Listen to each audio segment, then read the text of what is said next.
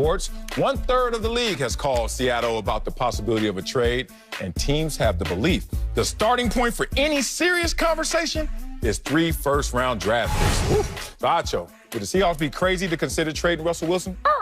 They would be crazy. Yeah, they would be, big dog. And here's the difference, because for those of y'all that are watching the Deshaun Watson block versus the Russell Wilson block, my thoughts are different. I don't really think Russ is about that action.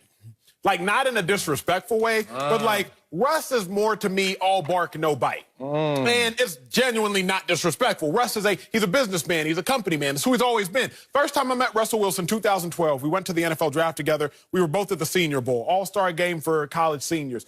I showed up like everybody else in sweats, whatever the case may be. Russ shows up in a full suit.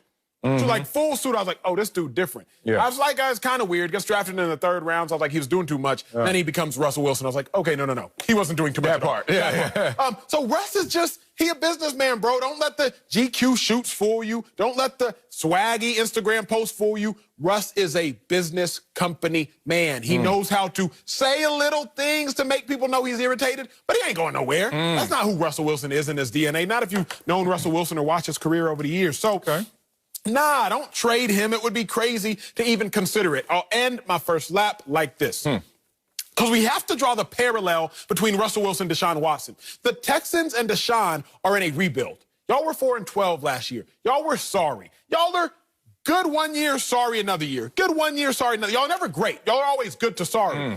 The Seahawks are consistently good. If I'm not mistaken, they've only missed the playoffs 1 year since Russ has gotten there, and he's going on year 10. You're right. So 90% of the time, or 88% of the time, the Seahawks make the playoffs. They are genuine, legitimized competitors for winning the Super Bowl.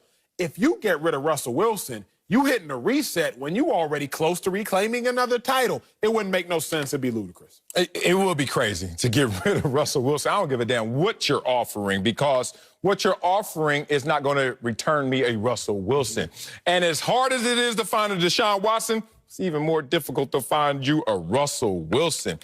I remind people that these teams out here in present day are fully loaded with a beast at quarterback. Oh, don't believe me? Look at the Tampa Bay Bucks roster and then say, oh, and Tom Brady's there. The hell? Then you look at the Kansas City Chiefs roster and then you say, and Patrick Mahomes is there.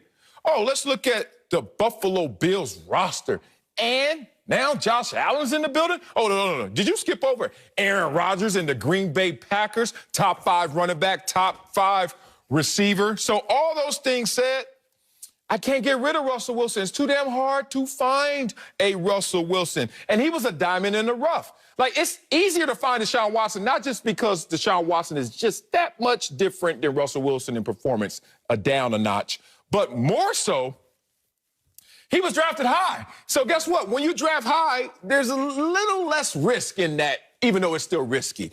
But when you go in the 3rd round, Russell Wilson, you're like, all right, I hope this works. You're taking a flyer. Dak Prescott. You're taking a flyer. And Dak Prescott is Russell Wilson once he fully realizes who he is, because Russell Wilson is the dressed-up version of Dak Prescott. So when you have that fall into your lap, you ain't letting that go. Russell Wilson set career highs last year. Completion percentage, passing touchdowns, total yards, and total touchdowns.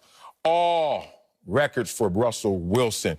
Why would I let him go? And do what? What are we going to get back in return? Some running backs and a lineman and a safety? Like, what the hell y'all talking about? That's not going to win us any games. We need a fully loaded roster. More importantly, we need that cherry on top, Russell Wilson. So we reach for a lot of analogies during the course of this show. That's what I love about this show. It makes me work differently, think differently. Oftentimes we go to track analogies, but what I found in months now is the relational analogies actually make more sense. Like America, y'all get this.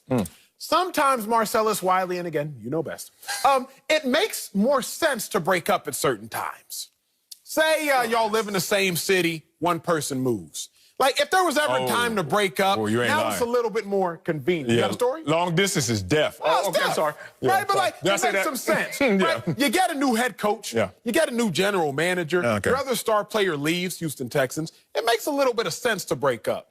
But Russell Wilson, you and Pete Carroll, ain't nothing changed. Ain't literally nothing has changed. Same GM, Same head coach. You can say the OC's changed, but that pales in comparison to GM and head coach. Let me put this in context for y'all, America. Russell Wilson, Pete Carroll, second all times amongst quarterbacks and coaches who haven't changed the team in wins. Second to Terry Bradshaw and Chuck Noll. They have 144 games started together and 98 wins together. That's amongst a quarterback and a coach when there was not a team change. So, Sal, it's like, y'all just get through this rough patch. Nobody changed cities. This isn't like an ideal time to break up. Okay. Nothing has changed. Y'all going through some beef right now. Let's squash it, and y'all just keep pushing forward. I heard what you said in there, too. You think you slick. Try to compare it to Deshaun Watson without saying Deshaun Watson's name and think I didn't catch that. They are different. And there's some reasons why Russell's situation should be looked at in a more positive light than Deshaun's. I'll tell you why. Because Deshaun committed. He got married to a situation that was bad already. There wasn't a DeAndre Hopkins at the wedding, and he still was like, I do. And then you sit next to Bill O'Brien, and you're like, I do. With him? Okay. And then he leaves, and I thought that was supposed to be a good thing. And then Hopkins was never there, and I thought that was supposed to be a bad thing, and you still was at the altar saying, I do. Okay. Well, Russell Wilson's situation, you know, right? You know, Russell Wilson sitting there like, well, they hit me a lot. I get sacked a lot by the offensive line. And I swear this has happened. When I was like at the top of my powers and I would say something in the media and then the general manager would pull me in or the head coach would pull me in because you make waves when you know, people listen to you. And it would be amazing how what I said all of a sudden would circle back and boomerang and coach would be like, chill on that. Russell Wilson going out there saying, yeah, 394 sacks. Yeah, I've been hit a lot. And I swear Pete Carroll had to say, come here, bro.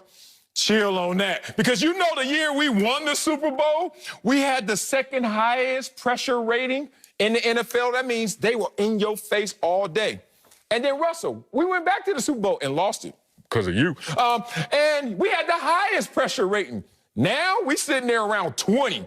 And you sitting there talking about the offensive line? Nah, they always been sorry.